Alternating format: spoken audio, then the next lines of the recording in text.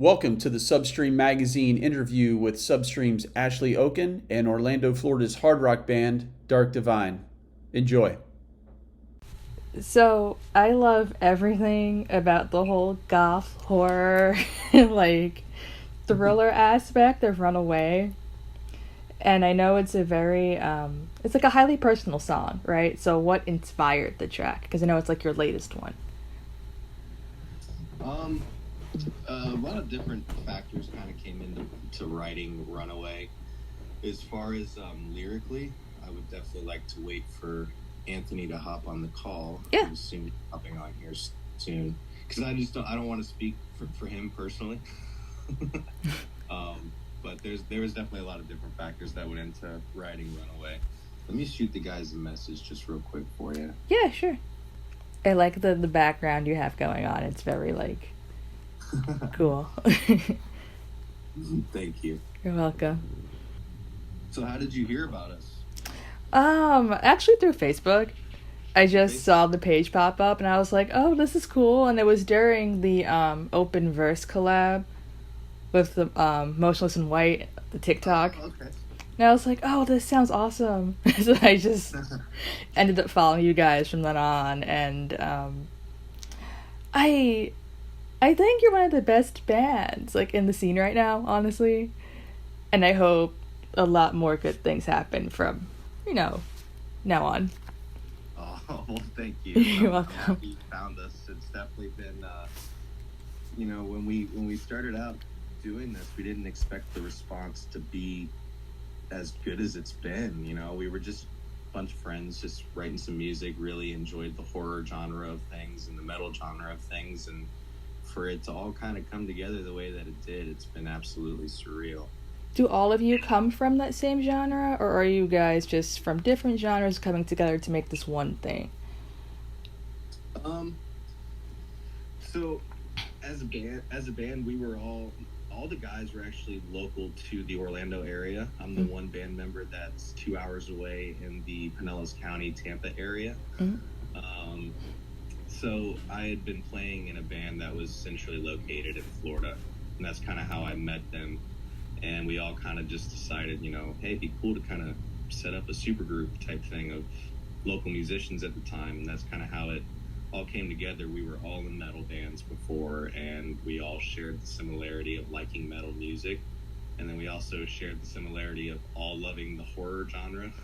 And I think one day at practice, we realized that, and we just kind of decided to kind of mesh the two together, as we've seen it be done in the past, and other bands are seeing success with it. It was just kind of a golden opportunity for us to see what we could do with it. Yeah, I have Ice Nine Kills in the background for a reason, and so yeah. I love it. I don't know, it's always just, I always loved the fun aspect of dressing up and just making it into more of a movie rather than just a music video. I feel like it brings the song to life in a way.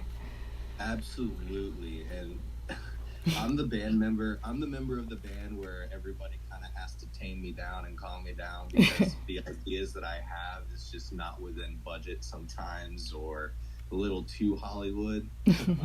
But I definitely agree with you. I think being able to blend music with video or movie type of vibes or aesthetic, I think it expresses what the song is trying to express a lot better than typically just listening to the audio.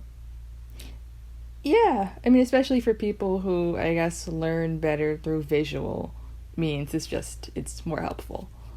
Yeah, absolutely. And being able to, I don't know, one of those people, creatives that like piecing puzzles together, so when a song is written and a video goes along with the song and you're kind of piecing it together, word by word or section by section, I love that theatrical element to everything. Is that how you guys work on all of your songs? That sort of method? That wasn't originally or initially the plan, to be honest with you, but it's starting to definitely take that route. Looks like they might be trying to join in now. I'm not sure. Yeah, I just admitted him into the room. Cool. I am so sorry. We were looking at the wrong email thread, and the email Hey. said that was sorry about that. We look so white, so bright in here. Oh no, that whole background's like really awesome. Like I love everything about it. Thank you. Yeah. I'm trying to distract you from the mess. Yeah, there it is. It's a mess here. It's so nice to meet you guys. Nice to meet you as well. Awesome to Sorry meet for our tardiness. I was looking at the wrong email thread. We've been trying to get on. Trust us. Oh no, it's okay. It happens to me all the time. I was asking Robbie this question, but he said I should really throw it to you. I know that Runaway is a highly personal single for you, so what exactly inspired that track? Because I thought that the music video with the whole being chased by the chainsaw aspect is something that so many people can relate to. Right. Yeah, no, I definitely, just with anybody, they have past demons that are constantly like, you kind of sit and you're doing nothing at your house, and then all of a sudden, like, a thought pops into your mind of, you know, some crap that may have happened to you or, like, involving you, and you just kind of like, eh. And that sort of feeling I wanted to personify as, you know, you're being chased by thoughts or past demons or past emotions. And, yeah, what better way to vividly describe that than with a person in a chainsaw, with a chainsaw. Right, like that's the stuff of nightmares. Like I wouldn't want that either. Right. And a lot of social situations, it's a nightmare to have, like, you know, a crazy emotion pop into your head from, you know, out of nowhere. Anxiety Yeah, is the saw. Yes. Yeah. Anxiety driven tune. So you guys recently went on your first tour of Famous Last Words, which I think is so cool. So what was that experience like, just going on tour with them and just being on your first real tour as a band? I know that I can't speak for everyone because it was my first tour, like, as an artist at all.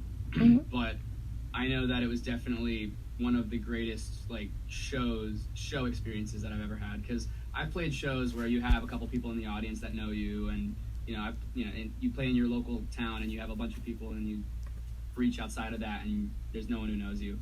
This was, I think, the first time that as an artist we saw, like, actual people from different states, from different towns that knew us and, you know, wore the merch and knew the lyrics.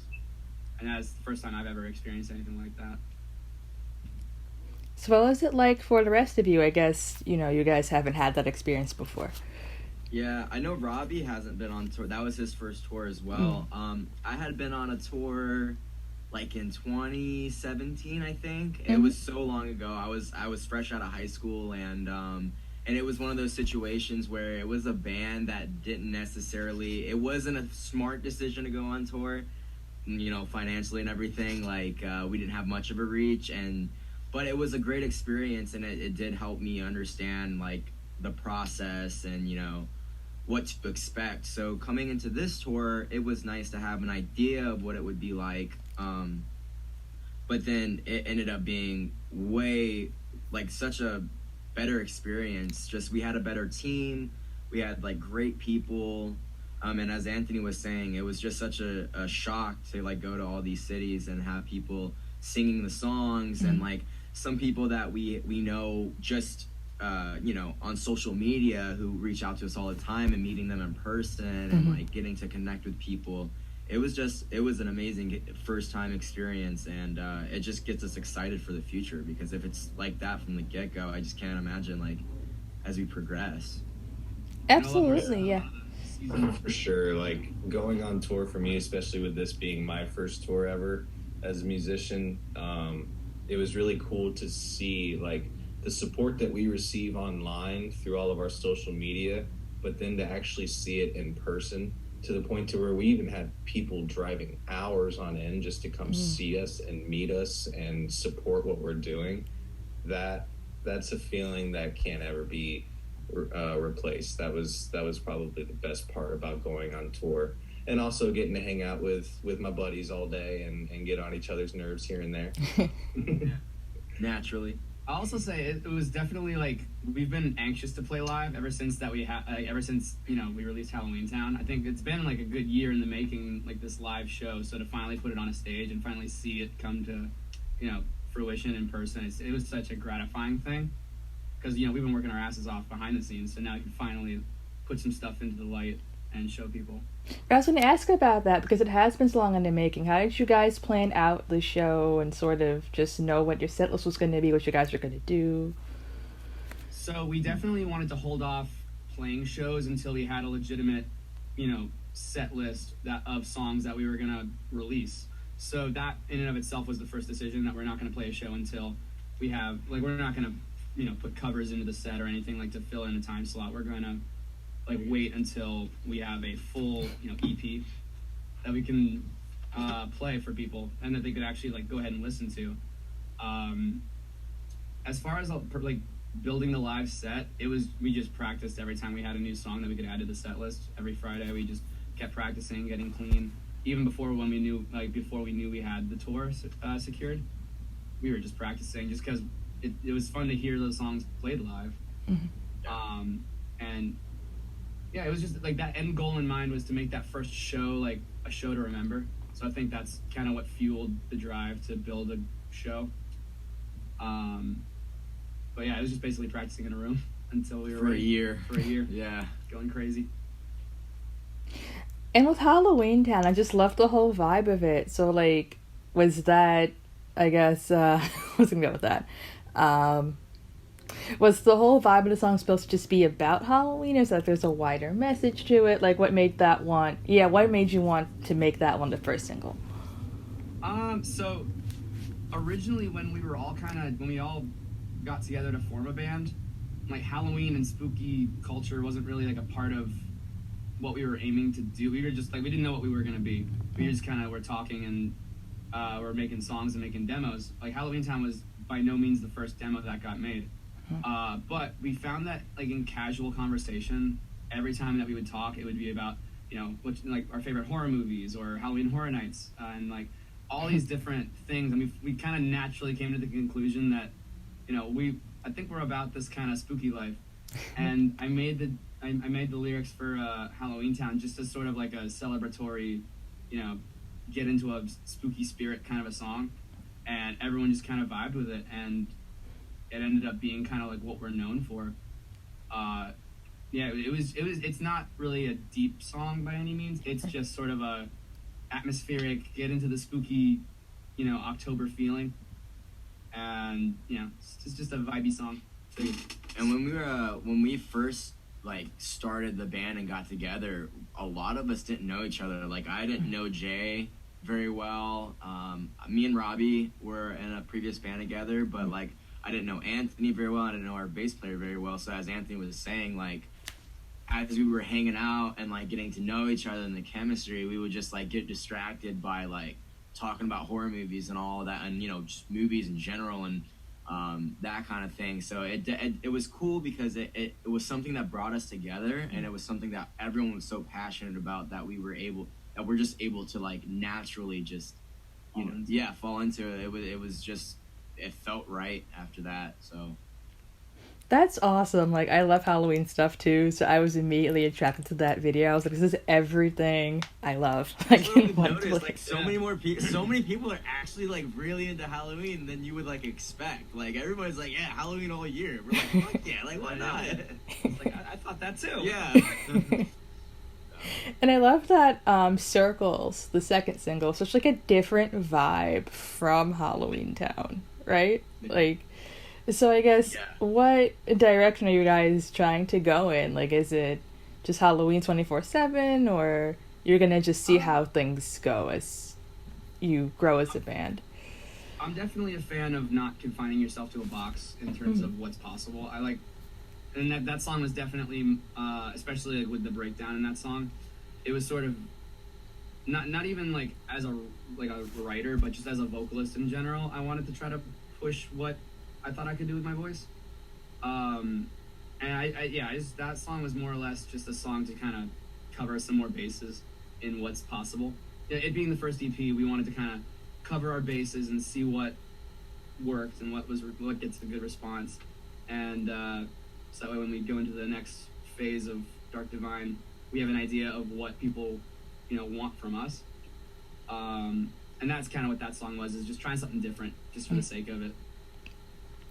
So it goes into my last question about the EP. I know you guys are releasing on September 30th. Very excited about that. So I guess what's going to be the overall vibe of it? Like, what can you say about what people can expect from it? Well, it's gonna be comprised of some songs that you've already heard, some songs that are unheard. It's definitely just like a culmination of, spooky meaning or spooky imagery surrounded by some emotional concepts that are, that can be taken to heart for sure. I definitely think some of the unreleased songs kind of house that imagery wrapped around deep, meaningful content. It's just definitely something. Hopefully, there's something for everybody. I think in this EP, we definitely cover a lot of bases as far as what people can listen to. Some people might like this more than this, and that's the purpose. We want some variety. Yeah. How about also like with the horror movies and stuff like that? Like there's a bunch of spooky stuff that we do and things like that, but also like I said, we're like big fans of like movies in general and stuff like. So Anthony's really good at like conveying emotion as well. Like some of these emotions you feel in like Hereditary. There's like a deep like a depression like type of vibe, and like we incorporate not just like the visual aspect, but like also like the feeling, like some of the feelings that you would incorporate in some of those types of films as well. And like I said, Anthony's really good at incorporating all of that stuff. So I think the EP really ties in with like spooky imagery and things like that, but also has like this layer underneath where it's like actually if you dissect it, there's like an emotional kind of depth to it as well. So that's always good. Yeah. Anything to add, Robbie? I mean, definitely with the EP coming out, the one thing that I'm ecstatic about is in almost every song, regardless of what we were aiming for or shooting to do, is we stayed true to ourselves, because as artists and as musicians, you obviously want to appease others, and that's kind of what you're there for, but we also continue to appease ourselves by sticking with the eerie sound design that we have been going with, and I think that stands out very much so into the sound design of Dark Divine. I feel like when you hear a song from us, it's Dark Divine. So staying true to who we are as musicians and the sound that we've developed as a band is going to be my favorite part of this EP coming out, for sure. Right, and I was telling Robbie that I found you guys on Facebook after the TikTok open verse contest with Chris Motionless, and I feel like social media has really expanded your fan base, right? So I guess tell me about how that's helped you guys out as a band. So, I'll use the Motionless contest as like a specific example. We definitely started to really gain traction on TikTok. I did before that challenge. One of our videos, it was just a clip from the Fear music video, that started to kind of blow up a little bit, and people really responded well to that. And so we've always gotten the like comparison to Motionless in general. And because the content and the musical content is similar, but so we share a lot of their fans, and when that challenge came out, it was a beautiful thing to be able to participate with someone who I consider an influence, but to also kind of say like, haha, I'm aware that we share those fans, because it allowed us to broadcast our stuff to people who I definitely think would like us. That challenge definitely spread Dark Divine's name. I think it's at like 1.2 million views right now. And so that's all people that do like that kind of music. They do like that kind of imagery, and they do like that sort of feel.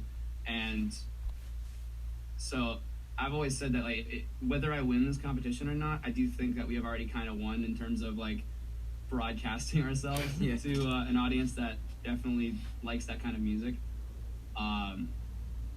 It's been amazing. It's opened up so many opportunities for us just to have some reach. TikTok has been the reason that we got signed.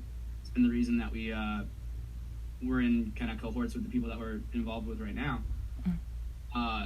It's been such an amazing tool for like also just making community out of our fan base, because I know Yeah. that there's a lot of our fans who met each other through our kind of platform, Mm-hmm. and that's also like a separate kind of weird thing to kind of be responsible for that. Oh, it's really cool to make a community out of a shared interest like that. Yeah. Yeah, 100%. And it's like we haven't even forced that. Like they've taken it upon themselves to like be friendly with each other and like, you know, take it outside of like our live streams or whatever to like we have fans that like met at a show and now they FaceTime each other. You know what I'm saying? It's just like crazy stuff like that we're just like, man, these people are so cool, and it's like we're just super thankful that we have that type of community going already. So That's the coolest thing I think for us to see is that with this band, literally almost nothing has been forced whatsoever. Everything has kind of happened the way it needed to and the way it was always going to, in a sense. And to see that actually happen within the community that follows us as well is even better of a feeling. Just it's more reassurance that we're doing things the right way, or at least what we think is the proper way to be doing things.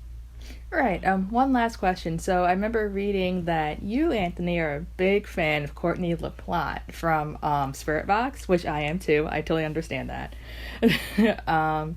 Are there any other artists that you're wishing to collaborate with other than her?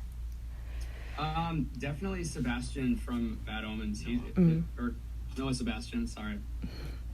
Mr. Sebastian. Noah Sebastian. He's a great producer as well. Even just even writing with him would be dope. But I've been a huge fan of just like his lyrical content and like his versatility in his voice. I love Bad Omens. I was recently introduced to them, and it's Crazy. Oh, that's I've been awesome. a fan of Bad Omens since like 2016, dude. I'm kind of a fake fan. I guess I'm becoming more fake. recent, but that's his versatility and his voice. I would love to work with Noah Sebastian or anyone from like Wage War would be cool. Yeah. This would be a lot of fun. Anybody on your list, Robbie, or anybody else? It would be a dream come true if I could work with or write a song with John Northlane. I'm a huge Northlane fan. Mm-hmm. Yeah, John, that would definitely be, I would love to collaborate with Northlane on something. Even Marcus Bridge, the singer from them, I think he's one of the absolute best vocal writers. So yeah, Northlane for me, for sure. Good choice. Okay, well that's all I had. But it was very nice meeting all of you. Thank you for your time. Yeah, absolutely. Thank you Thank so you. much. It was nice to meet you as well. Yeah, thank you. I hope you guys have a great EP release. I will definitely listen to it when it comes out. And like, best of luck with everything you guys are doing. I think it's really cool. I Thank you appreciate so much. On a side note, did you draw those things behind you? Say that one more time. Did you draw those pictures? Oh no, I did not. A friend did, and I Oh, just okay. like have them in the bag. I was telling Robbie like I have Ice 9 Kills in the back for a reason. Like goth horror is like my thing. So Hell yeah. I wish I could draw like that. I can't. I don't have like any artistic Yeah, ability same. like love that. the art. Yeah, thank you so much. Yeah, you're welcome. Have a good day, you guys. Thanks. Bye. Bye. Bye, Robbie. Bye. Thank you for listening to Substream Magazine's interview with Substream's Ashley Oken and Orlando, Florida's hard rock band Dark Divine. Be sure to follow Substream on all the social media platforms and head over to substreammagazine.com for more music news, film news, and interviews like you've just listened to.